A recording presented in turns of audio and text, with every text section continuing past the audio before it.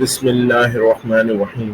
Welcome to Fasih educators daily حدیث.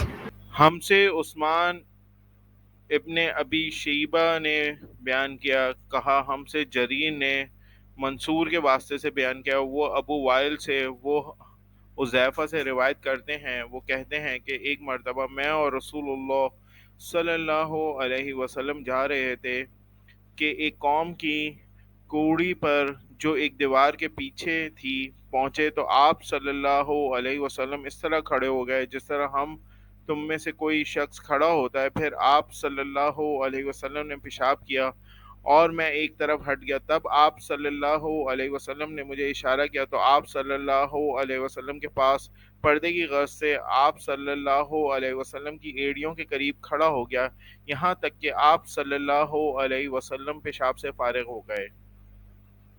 Narrated Hudhaifa, the Prophet and I walked till we reached the dumps of some people. He stood as any one of you stand behind a wall and urinated. I went away, but he beckoned me to come, so I approached him and stood near his back till he finished. Thanks for watching. Please subscribe our channel Fussy Educators.